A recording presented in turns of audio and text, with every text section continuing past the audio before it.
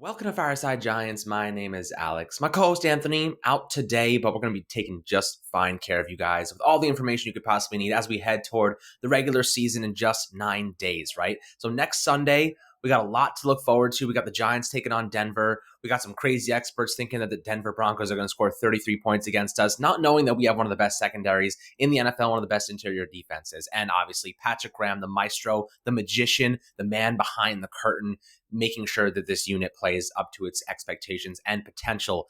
But this Giants team really ultimately comes down to the offensive line. And we all know this, right? The offensive line is the catalyst for this team to succeed. The defense can only hold them down for so long. And I think that's really what everyone's having trouble wrapping their head around is, can the offensive line at least play at an average level? And that's a big problem for the Giants because, we don't really have the confidence we should have in our offensive tackles. We don't even know who's really starting at right tackle at the beginning of the year against Denver. Is it Matt Pert? Is it Nate Solder? That's a position battle that's still ongoing.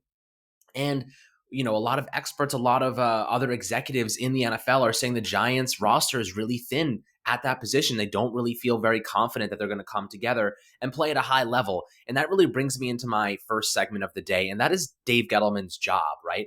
Dave Gettleman, his entire, tenure with the Giants is going to be determined by the offensive line's success or failure this season. If it fails, the writing's on the wall. If he fails to build this offensive line, he will be fired because of it. If they succeed, if they have a even average season, the offense is going to look tremendously better and he will save his job.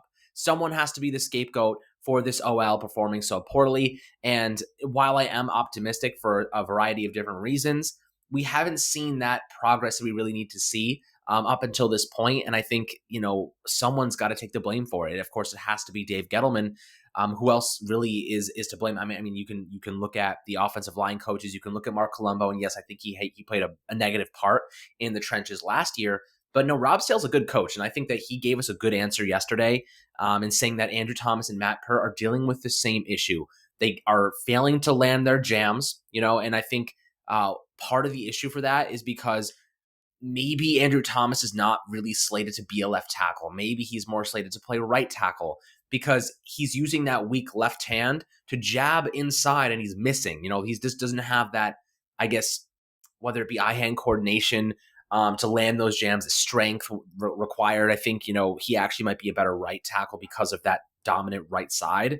But that's something that we will see. It's totally possible that last week against the New England Patriots, they were trying to iron out a couple things. And Rob Sale was like, I don't care if you get beat. All I want to see is you not giving up the inside. We don't want you to get beat inside. We can correct the issues on the outside. And that's the thing about Andrew Thomas and a lot of these offensive linemen. They have the tangible traits. They just aren't their fundamentals are a little bit flawed in some ways. And I think he was opening the door up too much, Andrew Thomas. He was letting that left foot swing open, which allowed Josh Uche to actually take advantage of it. And, those are some fundamental things that he needs to improve upon. But all of it is just that. It's fundamental issues. You can fix those problems. He has the strength. He has the IQ, has the power to be a tremendous left tackle in the NFL. But it's going to take time, it's going to take reps, it's going to take consistency. And I wouldn't expect this offensive line to be a finished product week one. I fully anticipate the Giants needing a couple of weeks, maybe the first 4 weeks of the season to get some momentum and really develop and hopefully establish a combination that works for them. I fully expect them to be rotating guys. I don't expect Nick Gates to be playing center every single game. I think he will move over to left guard where, they can put Billy Price or Matt Skura in at center to see how they fare. They have a couple of guys who have starting experience and really have been starters the past few seasons. They can plug in at center and see how they fare. Price and Skura being those two. And then Nick Gates, he's excited, man. And that's the thing I love about Nick Gates. He always is being proactive with the way he plays and the way that he approaches this team. He signed an extension last season, right? But he's so excited to play any position. The Giants ask him to do this. He's like, how high? That's the kind of player Nick Gates is and why he's such a valued member of this team. Because he can kick over to left guard, he can kick over to right guard, he can kick to right tackle. He wants to be the most valuable piece on the offensive line, and I think he is.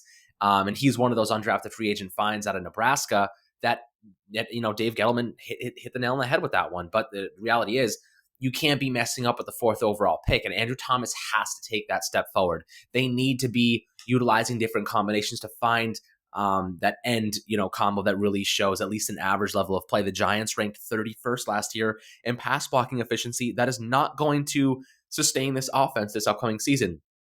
Ultimately, if they can be an average team, if they rank 16th in the league, average, the Giants will be so much better on offense, especially since we haven't seen them yet with Kenny Golladay, with Kadarius Toney, Kyle Rudolph, and Saquon Barkley.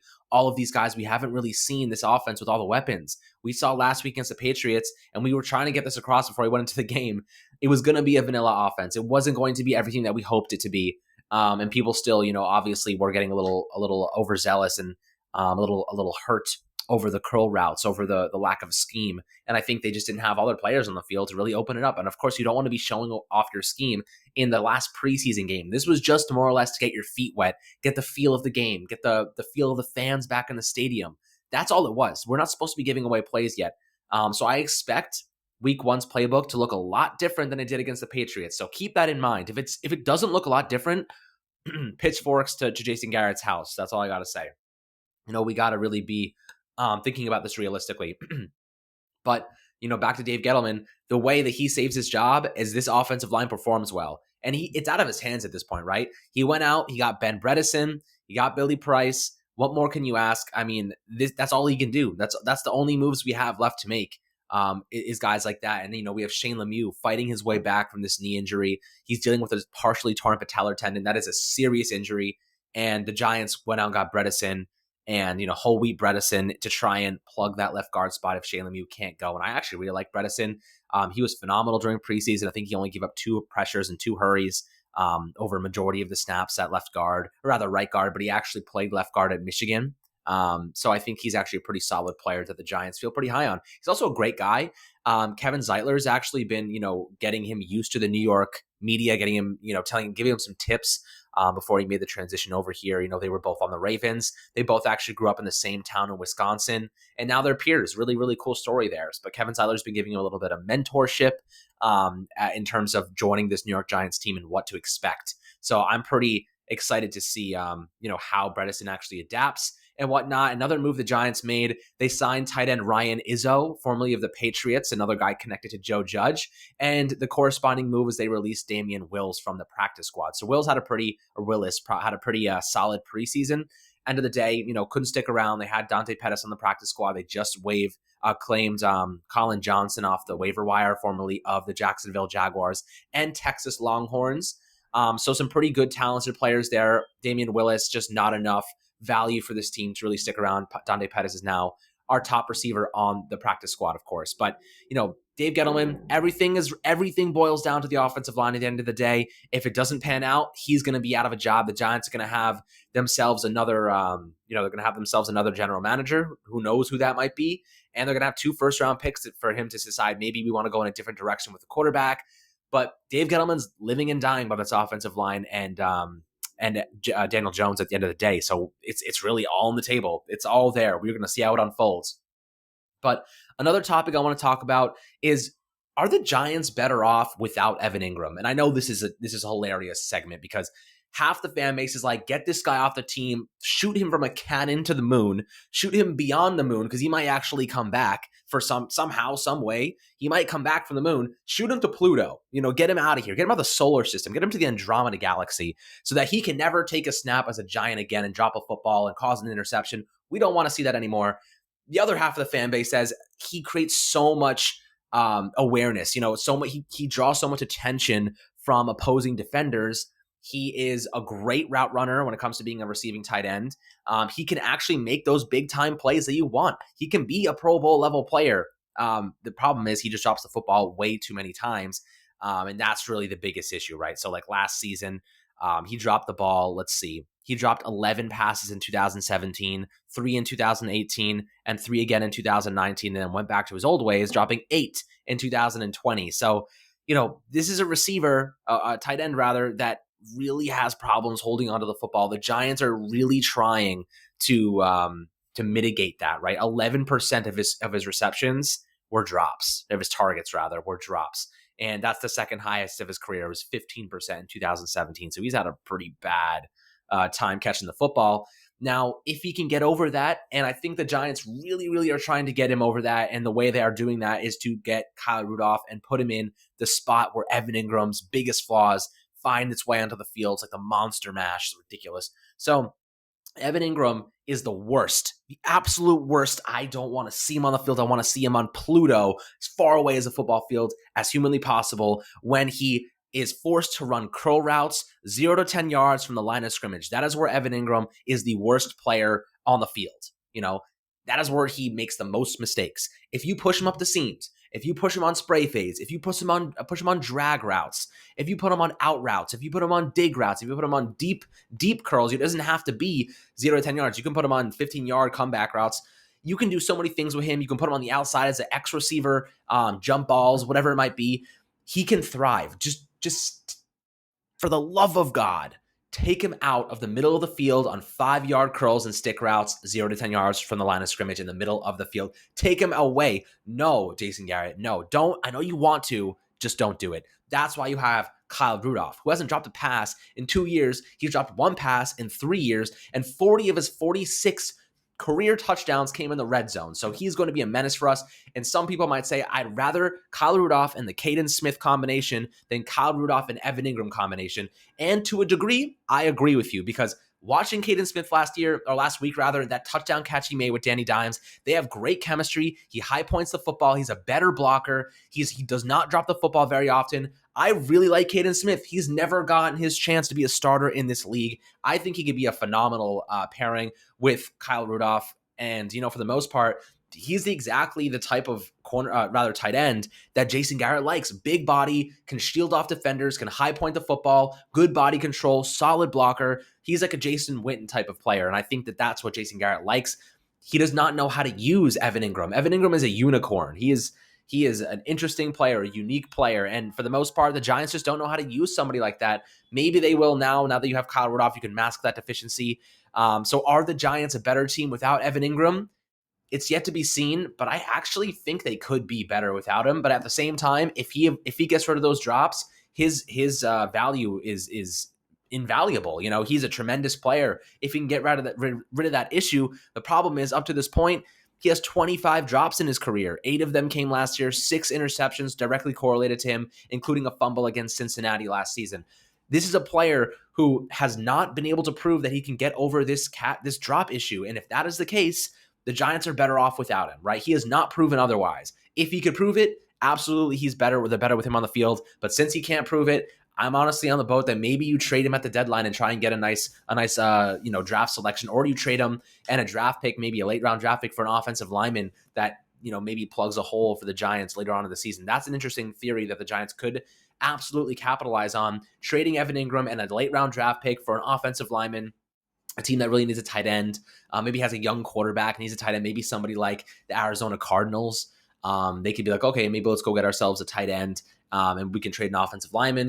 That gives Kyler Murray another weapon to utilize. So just a thought. Who knows? Honestly, Evan Engram with the freaking Patriots would be insane. Or rather, not with the Patriots, but with Tampa Bay. I know they have OJ Howard, but he would be sick with Tom Brady. Tom Brady would actually make him a good quarterback. I just think that some of the ball placements Daniel Jones provides sometimes can be a little bit sketchy. And that, talking about ball placements, pause. I know Anthony would pause me in this moment.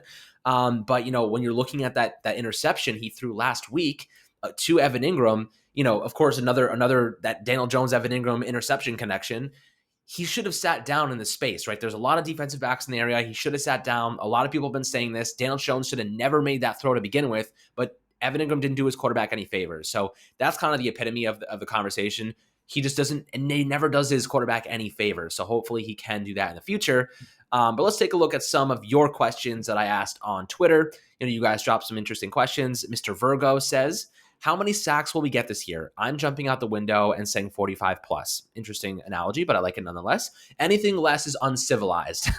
It's actually a pretty funny question. Last year, the Giants ranked 12th in the NFL with 40 sacks.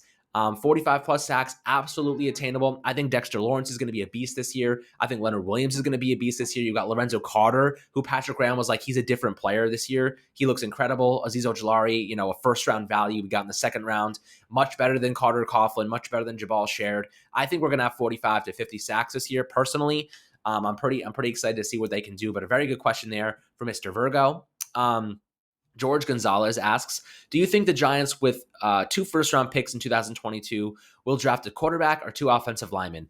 This is an interesting question because it goes back to Dave Gettleman. If Dave Gettleman is fired, we are drafting a quarterback. The next GM that comes in here is drafting a quarterback. If he doesn't get fired, if the offense looks better, even gets to an average ranking, we will probably go with Kayvon Thibodeau, maybe, because he is an insane offensive lineman. We don't go to offensive lineman. I think we go with 1 offensive lineman and Kayvon Thibodeau, depending on where that Bears pick is. I think it'll be a pretty high pick, though, because their quarterback situation is a mess. Let's see. Christian Jones with an offensive line that starts this year be the same that finishes the year. Personally, I think that the offensive line that starts this year is definitely not going to be the one that finishes the year. I think that the one that finishes the year might look something like this. Andrew Thomas. Honestly, I think Ben Bredesen is going to be the starting left guard. Nick Gates. I think we're going to have Will Hernandez, and then we're going to have Nate Solder at right tackle. That's how I see this year unfolding. I don't think that's the unit they're going to start the season with. I think Shane Lemieux is going to get the first crack in week 1, personally. Coach Alex Matina, with Escura signing to the practice squad, do you expect Gates to kick out to right guard and Will back to left? If Shane ends up being cut, or if Shane ends up being out, also is Pert starting a done deal? So Escura to the practice squad. I actually like Escura as a player. He's a good player to have as a reserve. I wouldn't want him starting all the time, but I want to see this offensive line before Escura gets an opportunity. I think if Escura does end up playing center, I would say that Gates goes to left guard and Will stays at right guard. Will Hernandez has been our highest graded guard this preseason period. He's been training there. I'd rather him stick in that spot. He's looked really good. And that's only if Shane is out, of course. Pert is definitely not a sure thing at right tackle. I think Nate Solder is very much in the mix. I think they're going to rotate those guys, see who has the hot hand, and roll with either, depending. I don't think that there's this position battle is over yet. I think it's going to roll over into the regular season, personally.